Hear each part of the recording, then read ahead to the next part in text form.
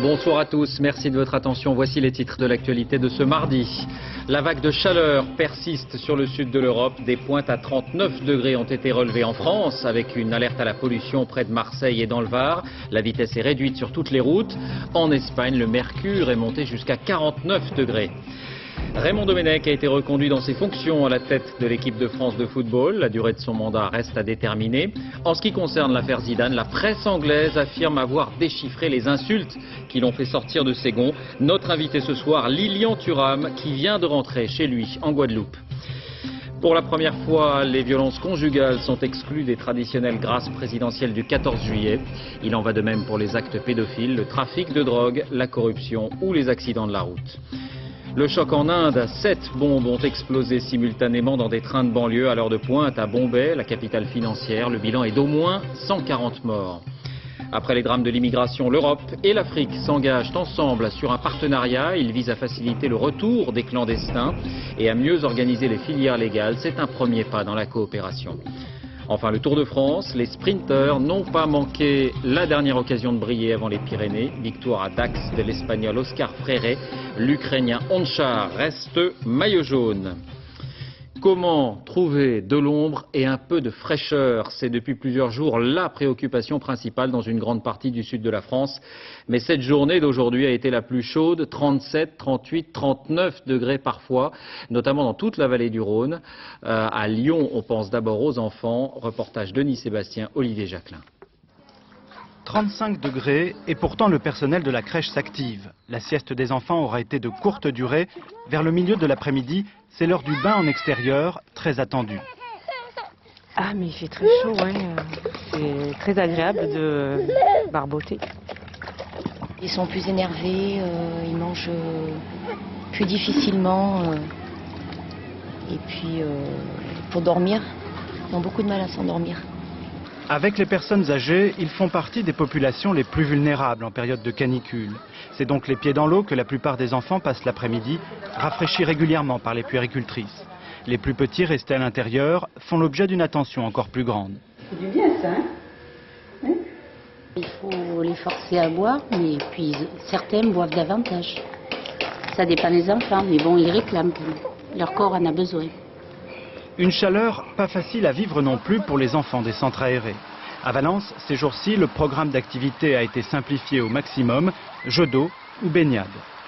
On fait des batailles d'eau, on prend des bouteilles d'eau, on s'amuse, sinon on va à la piscine, on se donne dans des lacs, en fait tout ce qui s'adapte avec l'eau. Et surtout, les enfants ils ont toujours avec eux une bouteille d'eau fraîche, une casquette, tout ce qui est nécessaire pour se protéger du soleil, de la chaleur.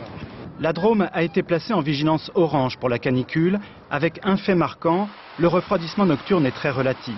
Le thermomètre ne devrait pas descendre en dessous de 22 degrés cette nuit. Oui, une canicule qui va se poursuivre. Demain, 6 départements du sud-est restent placés en vigilance orange. Prenez vos précautions avec une attention particulière aux Bouches-du-Rhône et pour la première fois au Var, car des pics de pollution à l'ozone ont été enregistrés. Et partout dans ces deux départements, la vitesse est réduite de 30 km/h. La moitié nord du pays n'est pas encore concernée, mais là aussi, la chaleur est annoncée. Ce sont les associations qui prennent les devants. Reportage Diego Garcia, Bernie Merriot. 30 degrés sur Paris cet après-midi. Réunion de préparation pour les bénévoles de Saint-Vincent-de-Paul. Et toujours le même casse-tête. Je n'ai pas soif. Je leur porte toujours des pailles, parce qu'avec la paille, on boit beaucoup plus vite. C'est plus amusant. Et les personnes âgées qui veulent jamais boire, boivent beaucoup mieux. Ils ne comptent ni leur pas, ni leur temps. Plus le thermomètre grimpe, plus ils sont vigilants. Visite de courtoisie, comme ils disent, chez Odette, 85 ans. Et tout de suite, un premier conseil. Je ne sortirai pas. Comme eux, 14 volontaires rencontrent chaque semaine une trentaine de personnes dépendantes à domicile dans le 12e arrondissement de Paris. Visiblement, les recommandations portent leurs fruits. Faut boire de l'eau, beaucoup d'eau, s'hydrater beaucoup. Et puis, il faut éviter, mais ça on ne peut plus le faire, c'est de faire trop d'efforts. Ils savent que nous, si on leur dit ne sortez pas cet après-midi, par exemple, attendez demain, s'il fera moins bon, il fera moins chaud, et ils nous écoutent, voyez. Alors que s'ils l'entendent à la télévision ou s'ils l'entendent à la radio, c'est pas forcément, ils n'ont pas forcément le même reçu. Tout est bon pour trouver un peu de fraîcheur. Maryse est non-voyante. Pour elle, ces anges gardiens sont les bienvenus. Surtout pour aller chercher de l'eau, parce que les bouteilles, c'est toujours très lourd, même si c'est des bouteilles en plastique. C'est toujours très lourd, très encombrant, et dans ces cas-là, j'aime bien avoir quelqu'un avec moi. Tout faire pour ne pas revivre l'été 2003. Les associations, en se mobilisant, ont choisi la prévention, peut-être le meilleur moyen de lutter contre les effets de la canicule. La canicule qui sévit sur une grande partie de l'Europe du Sud. Image ici de Castille, c'est dans la ville de Ciudad Real, à 2 heures de Madrid, que le record a été enregistré, 49 degrés. On va chercher la fraîcheur dans les fontaines. L'Espagne qui, comme le Portugal, s'apprête à vivre une nouvelle saison de sécheresse et qui craint notamment les incendies de forêt. Les suites du mondial, on s'y attendait, c'est fait. Raymond Domenech a été reconduit dans ses fonctions d'entraîneur de l'équipe de France. Il sera donc chargé des premiers matchs de qualification pour l'Euro 2008, mais la durée de son mandat reste à déterminer. Une belle revanche en tout cas. Christophe Duchiron, Madi Diawara. Eu égard au brillant parcours de l'équipe de France en Coupe du Monde, Raymond Domenech va repartir pour un tour de piste avec les Bleus, car comme au théâtre, il a eu droit à un rappel. Raymond Domenech reste, parce que c'est un battant, c'est un gagneur, et pour lui, c'est un peu une symphonie inachevée. Il veut aller plus loin, il veut l'achever. Ancien footballeur à moustache qui défendait avec vigueur et acteur amateur de répliques qui font mouche, Monsieur Domenech devient sélectionneur en 2004, au moment où la France du foot a mal au crâne, car Zidane, Thuram et d'autres anciens rendent les armes et le maillot tricolore. Après le retour des vieux qui ne font pas leur âge et une difficile qualification, voici les Bleus à la montagne préparant la Coupe du Monde. Ça démarre fort en gueule avec le différent Coupet-Barthez. On a eu un incident, effectivement. Grégory Coupet, à un moment, a craqué. Après 3 matchs en Coupe du Monde, l'équipe de France, en mal de confiance, est au bord de la crise de nerfs. Une période de grand froid avec Zizou. Il y a aussi les sceptiques de la dernière heure et les mauvaises langues du premier tour, qui rappellent que Raymond est un entraîneur sans palmarès. Toutefois, Raymond ne manque pas d'ambition et donne rendez-vous alors que son équipe s'est qualifiée sans tambour ni trompette. Le soulagement, on l'aura si on en a un, ça sera le 9 juillet au soir.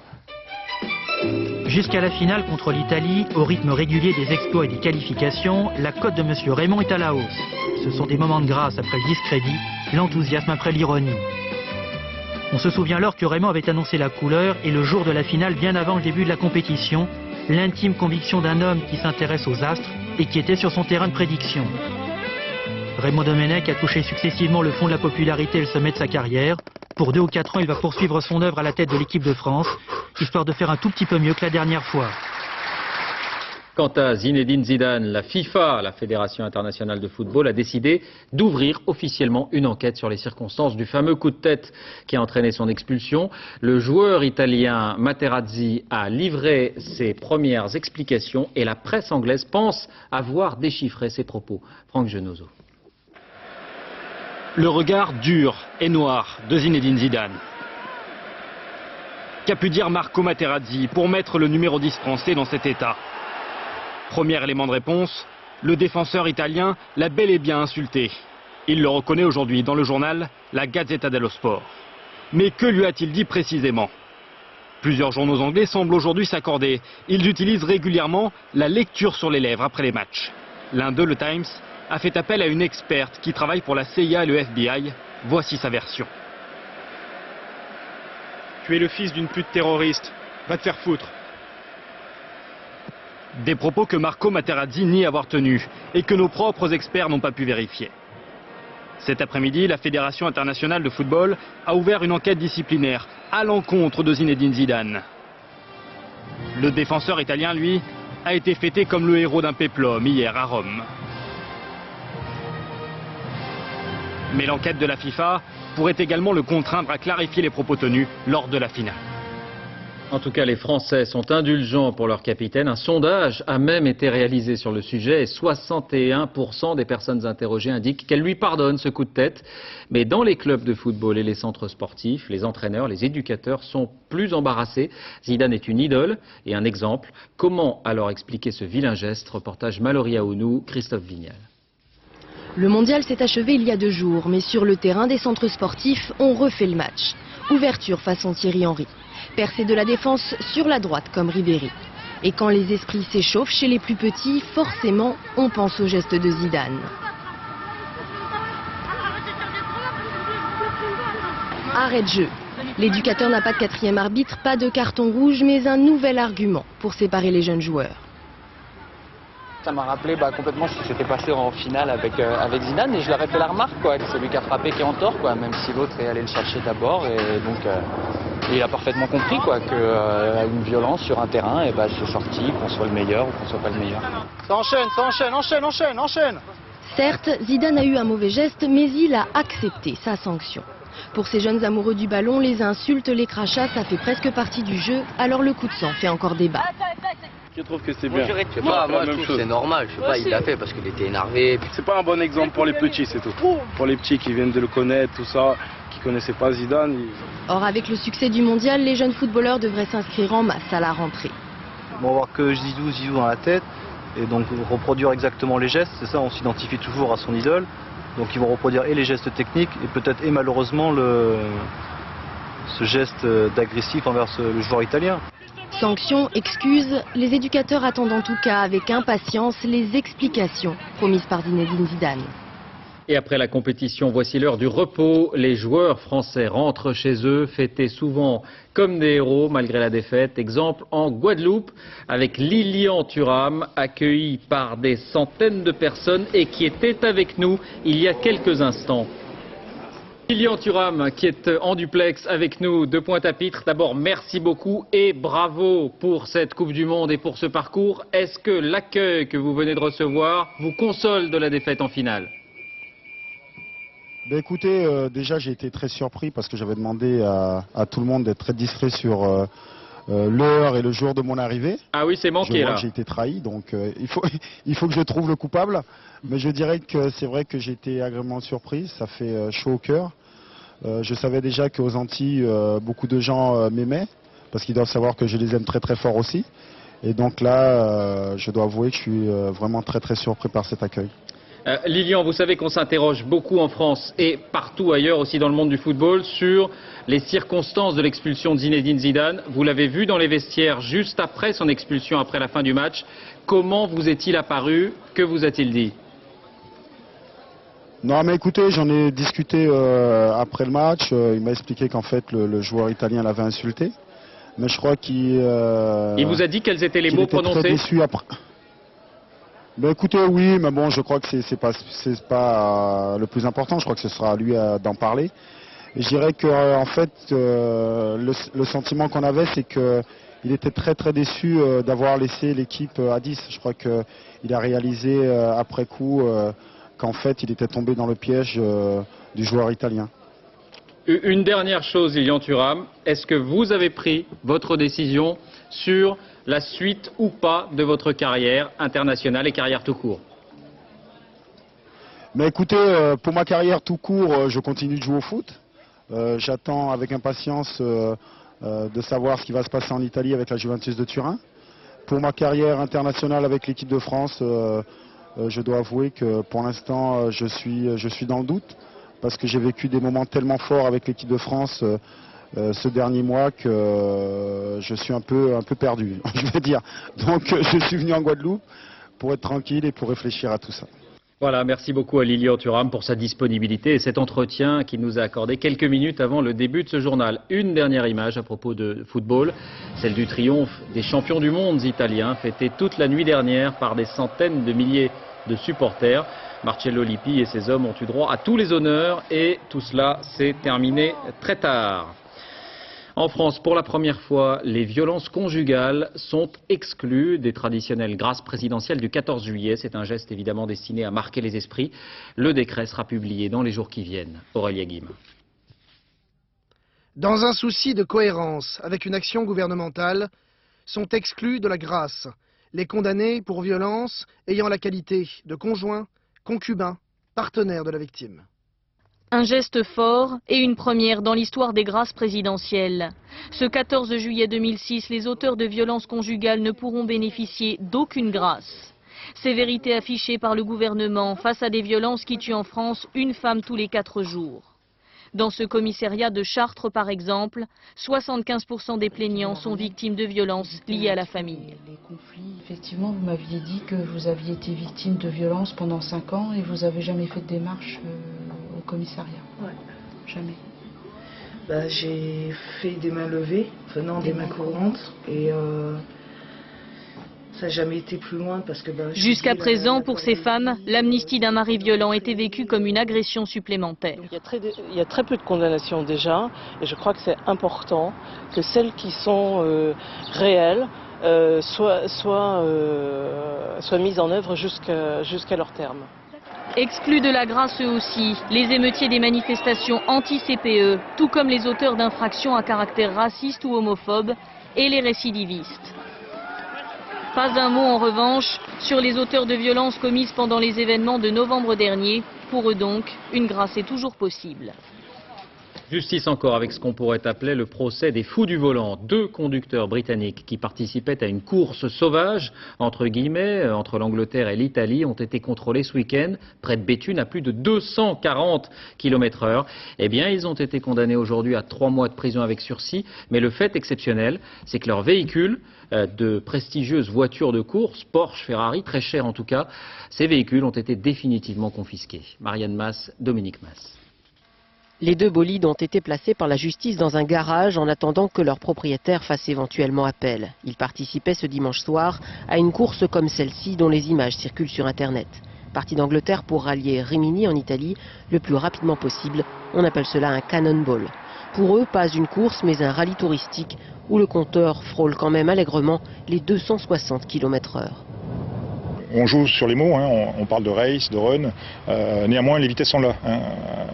Quand on parle de race ou de run, la vitesse enregistrée est toujours de 257 km/h, d'autres sont passés à 200 km/h. Après 48 heures de garde à vue, les 2 conducteurs passaient cet après-midi en comparution immédiate au tribunal de Béthune pour grand excès de vitesse, mais aussi pour le délit de mise en danger de la vie d'autrui.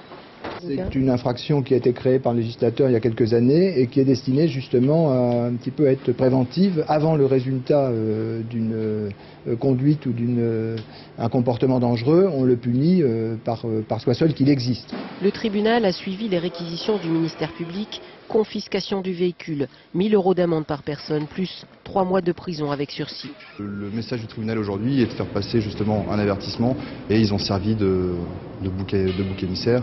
On en avait sous la main, on a essayé de leur faire comprendre. Tout ce qui nous importait, c'est que notre copain puisse retrouver sa femme qui va accoucher dans 2 semaines. La justice française l'a laissé libre, alors merci. Les 2 Anglais sont repartis chez eux en taxi. S'ils ne font pas appel, leurs voitures seront vendues. Dans l'actualité judiciaire encore, les suites de l'enquête sur le tueur en série, Michel Fourniret. Près de 20 ans après, les parents d'une de ses victimes connaissent une forme de délivrance. Le corps de la jeune fille assassinée a été découvert dans un puits. Elle avait 17 ans à l'époque. Les expertises ADN devront le confirmer. Amaury Guibert, Bruno Vignet. Depuis 19 ans, les lieux ont bien changé. À l'époque, la parcelle était boisée, il y avait un transformateur, un puits aussi, au fond duquel les gendarmes viennent de retrouver des restes humains, très certainement ceux d'Isabelle Laville, assassinée en 1987. Son père était ce matin sur les lieux. Il me faudra quelque temps pour réaliser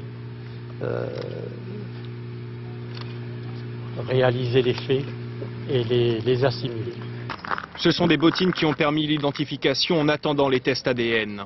Isabelle Laville a disparu le 11 décembre 1987. Ce soir-là, elle monte dans la voiture de Monique Olivier, la femme de Michel Fourniret. Quelques kilomètres plus loin, lui est au bord de la route. Il feint la panne et monte à son tour. Isabelle Laville sera tuée le soir même, le premier meurtre d'une longue série. Mais après ses aveux, il y a 2 ans, Michel Fourniret n'a jamais pu dire aux enquêteurs où se trouvait précisément le corps. Fourniret est quelqu'un d'extraordinairement compliqué, d'extraordinairement manipulateur. Alors s'agit-il d'erreurs ou d'imprécisions volontaires ou au contraire volontaires pour voir si effectivement la gendarmerie et accessoirement la justice française est aussi performante. S'agit-il de tests? Je l'ignore complètement, c'est une possibilité. L'objectif pour la justice est désormais d'aboutir à un procès rapide de Michel Fourniret et de sa femme, au mieux à la fin de l'année. En bref, les réquisitions dans le procès des Français de Guantanamo, les peines sont modérées. 1 an de prison ferme a été demandé contre 5 des 6 prévenus. Si le tribunal suit ces réquisitions, il ne devrait pas avoir à retourner en prison puisqu'ils ont effectué tout ou partie de cette peine en détention provisoire après leur retour en France. Éducation, le taux de réussite au bac atteint des records. Les chiffres sont connus. À Paris, par exemple, c'est la meilleure performance depuis mai 68. Tout cela malgré la fronde anti-CPE. Et certains se demandent déjà si des consignes de clémence n'ont pas été données. Laetitia Legendre, Daniel Lévy. En histoire, j'ai eu 19. Oui, histoire 19 quand même. Pratique. Incollable en histoire, passable en philo, Benjamin et Massy viennent d'obtenir leur bac et leur performance dans certaines matières les étonne presque. Moi j'ai un ami, il a eu 20, enfin, dans mon lycée, il y a eu des notes extraordinaires en maths. En maths, tout le monde a eu 18, 19, 20, tout le monde, enfin même à la sortie de l'épreuve, tout le monde me disait, oh, alors les maths, c'était un programme de CE2, enfin on m'a dit ça carrément. Ce matin, c'est le rectorat de Paris qui annonçait un taux exceptionnel de réussite au bac général. 86,8% contre 83 l'an dernier. Mais pour l'académie, le bachotage d'urgence après le CPE a marché. La crainte que ces 5 semaines d'interruption de cours entraînent une baisse au niveau du bac a entraîné, à contrario, un coup de collier. Les professeurs ont fait des cours de soutien aux élèves qui étaient particulièrement en difficulté et les ont aidés à rattraper leur retard. 80%, c'est comme en 1968. Alors les correcteurs seraient-ils plus indulgents en cas de manifestation lycéenne ? On sait bien qu'il a été bradé un peu plus que les autres années parce que c'est vrai qu'il y a eu un effet un peu psychologique de la part des correcteurs d'être plus coulant vu les événements. Mais 80% de bacheliers, c'est aussi l'assurance de remplir les bancs de la faculté. On a besoin surtout d'étudiants dans l'enseignement supérieur. Et que ces étudiants dont on a besoin, il faut bien les recruter. Demain, le ministre de l'Éducation annoncera les résultats nationaux. On verra alors si cette QV 2006 est exceptionnelle. Le gouvernement veut s'attaquer à ce qu'on appelle la fracture numérique. À l'issue d'un conseil interministériel à Matignon, Dominique de Villepin, en visite dans une entreprise des Yvelines, a annoncé un plan pour équiper les ménages les plus modestes pour 1 € par jour pendant 3 ans. Pour cela, il y aura un ordinateur, une connexion au débit et une formation à domicile. Il s'agit en fait de prêts bancaires facilités par une garantie de l'État. 1,5 million de foyers seraient concernés. Le seuil maximum de revenus sera communiqué à la rentrée.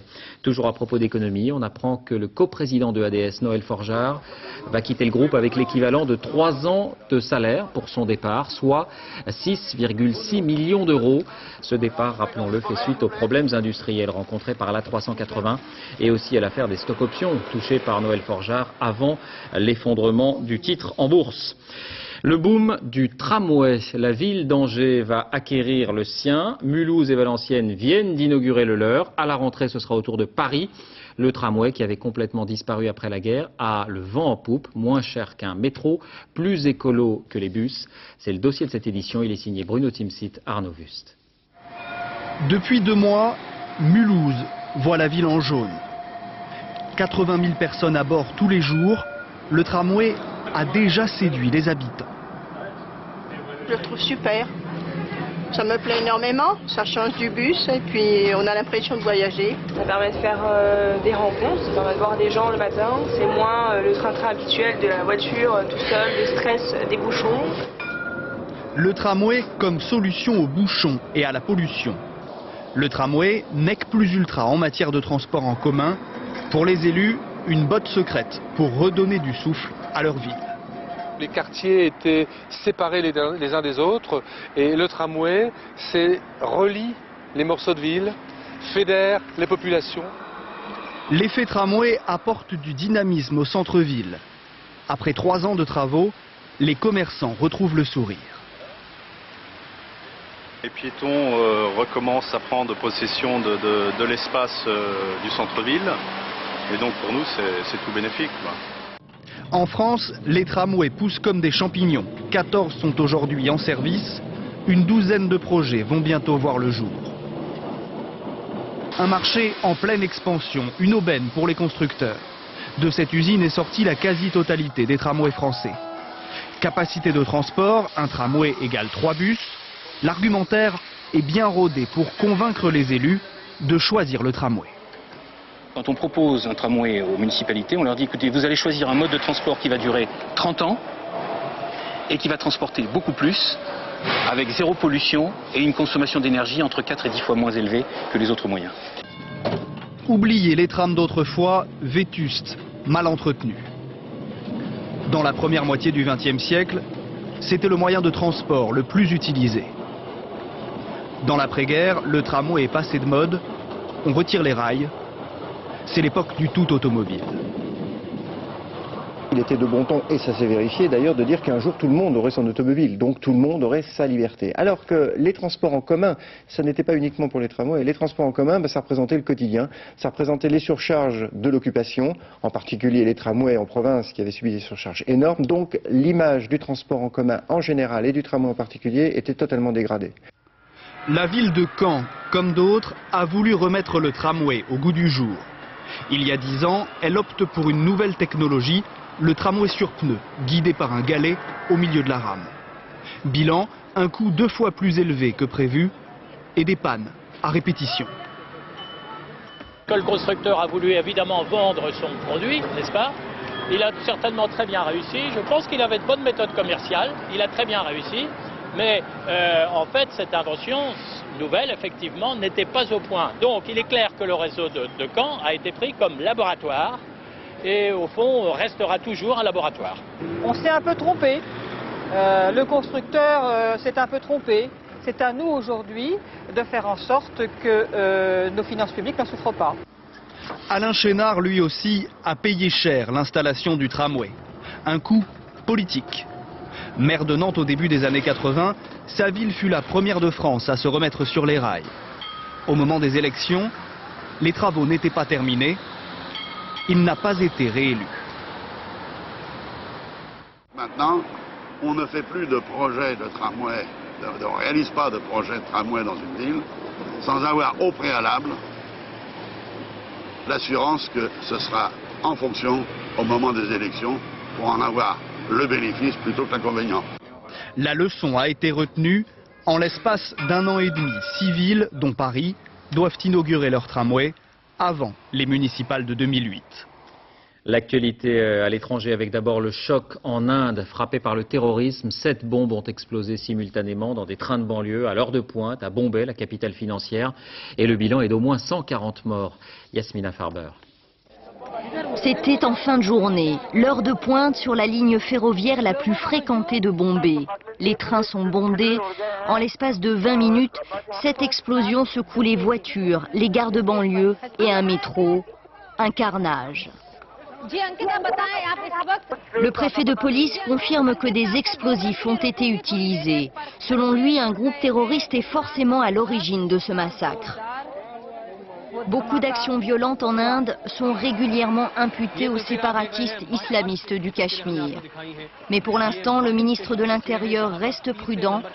L'attentat n'a pas été revendiqué. J'appelle la population au calme, à ne pas croire les rumeurs et à continuer à vivre normalement. Les hôpitaux de Bombay sont submergés. Des centaines de blessés doivent être pris en charge. La ville n'avait pas vécu d'attaque aussi grave depuis des explosions en 1993 qui avaient tué 250 personnes. Un premier pas dans la coopération entre l'Europe et l'Afrique sur l'immigration après les drames récents des Canaries ou de Ceuta. 57 pays des 2 continents ont signé un partenariat. Il s'agit essentiellement d'une déclaration d'intention, mais le signal est positif. Gilles Martinet. 3 personnes sont mortes en tentant la semaine dernière de franchir cette barrière de 6 mètres de haut entre le Maroc et l'enclave espagnole de Melilla. Des assauts successifs d'immigrants comme celui-ci, filmés par des caméras de surveillance, avaient déjà fait des victimes. D'autres clandestins africains choisissent de passer par la mer, tentative souvent meurtrière. Jusqu'à présent, l'Europe et l'Afrique s'en rejetaient la responsabilité, mais aujourd'hui à Rabat, 57 pays viennent d'adopter un plan pour gérer l'immigration. Nous avons un engagement politique qui a été affirmé au plus haut niveau et nous avons surtout une feuille de route qu'il va falloir maintenant appliquer. Pour nous, tout commence à Rabat, c'est un point de départ et non pas un point d'arrivée. La feuille de route vise à renforcer la coopération judiciaire et policière pour lutter contre les filières d'immigration clandestine. Pays d'origine, de transit et de destination devraient enfin travailler ensemble. Le budget n'est pas défini, mais l'Europe y mettra le prix. C'est exactement ce qu'attendait l'Afrique. Jamais nous ne pourrons réorienter le peu de moyens que nous avons, que nous voulons consacrer à notre développement pour faire la police pour l'Europe. Du développement, il en a été question. Dans l'esprit de la conférence de Rabat, le contrôle renforcé aux frontières devra en effet s'accompagner de projets créateurs d'emplois dans les zones de forte émigration. Explication signée Gilles Marinet. Retour en France avec la victoire des écologistes des Gorges du Verdon. Le Conseil d'État a tranché. Il n'y aura pas de ligne haute tension. La déclaration d'utilité publique a été annulée. Le projet a été débattu depuis plus de 20 ans. Sur place, Yannick Aroussi, Christophe Larocca. Ciel bleu, eau limpide, bienvenue au cœur du parc naturel régional du Verdon. Espace protégé et depuis hier espace soulagé. La décision du Conseil d'État est accueillie ici avec bonheur. C'est plutôt la meilleure chose qui puisse arriver pour le coin, quoi, au niveau de l'écologie. Quand même un site grandiose, je trouve, et c'est dommage de gâcher. Il est là-bas. Il y a 2 mois, les magistrats du Conseil d'État étaient venus se rendre compte de l'impact du projet sur le site du Verdon. Une autoroute électrique, une ligne de 400 000 volts reliant la région de Manosque à celle de Nice. Elle serait venue remplacer l'actuelle ligne haute tension qui traverse le Verdon. Imaginez une 400 000 volts dans des espaces aussi sensibles avec Moustier-Sainte-Marie au fond. Robert Ferrato, l'un des artisans de la victoire des opposants, jubile. Le Conseil d'État estime en effet que les atteintes portées à la région par le projet sont telles qu'elles le privent du caractère d'utilité publique. Le jugement rendu nous ouvre une voie exceptionnelle de jurisprudence pour protéger ces sites définitivement.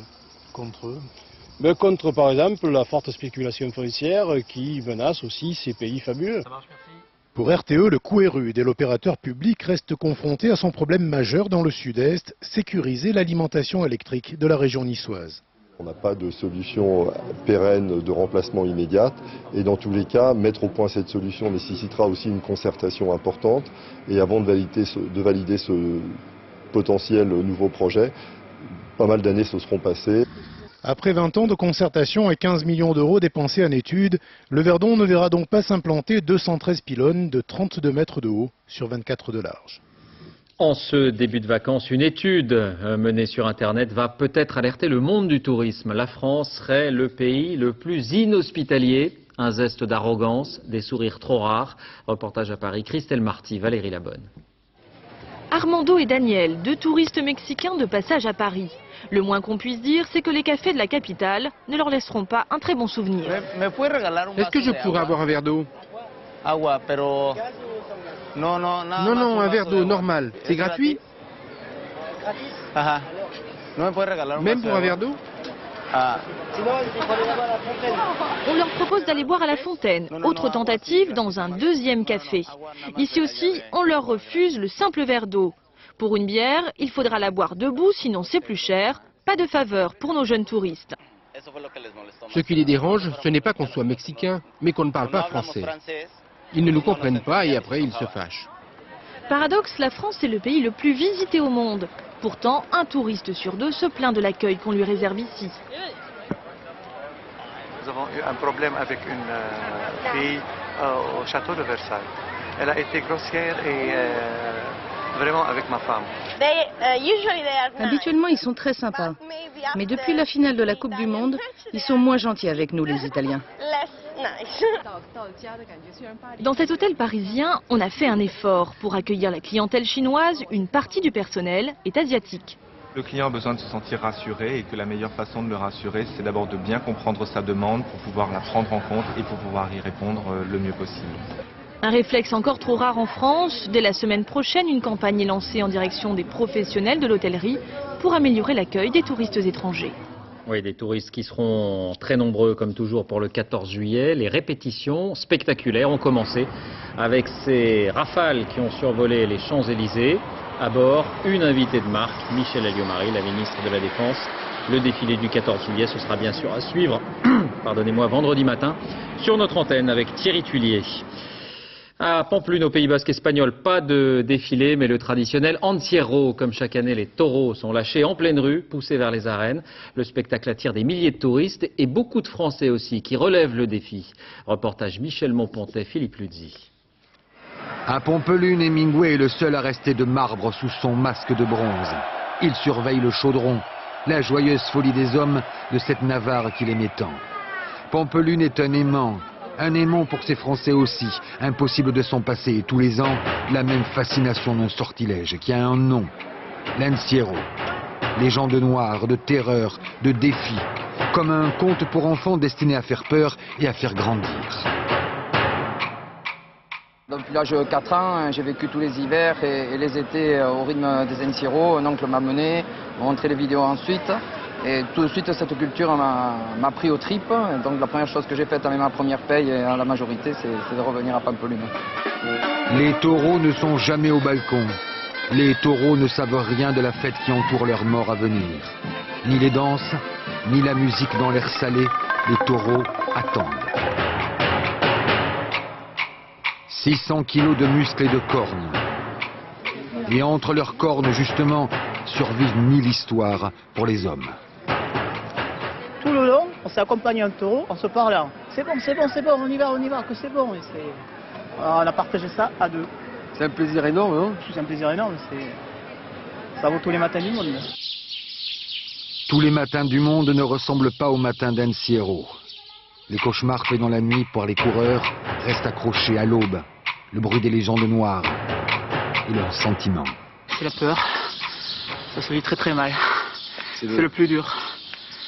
Le plus dur à Encierro, c'est ça. C'est dur à gérer. Cette peur qui monte partout. Tu vois ma mère? Pour Eric, comme pour des milliers d'hommes, chaque jour une fusée à 8 heures. Le reste, c'est comme dans la vie.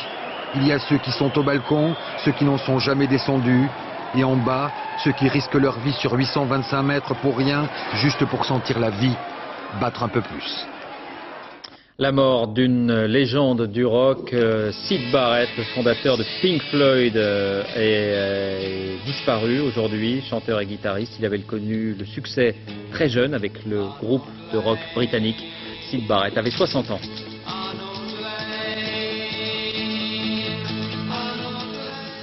Le Tour de France, dernière étape de plat avant les Pyrénées. Nouvelle victoire au sprint pour l'Espagnol Freire. L'Ukrainien Onchar est toujours en jaune. Nathanaël de Rinxin, José Boulestex. Décidément, les coureurs français sont intenables.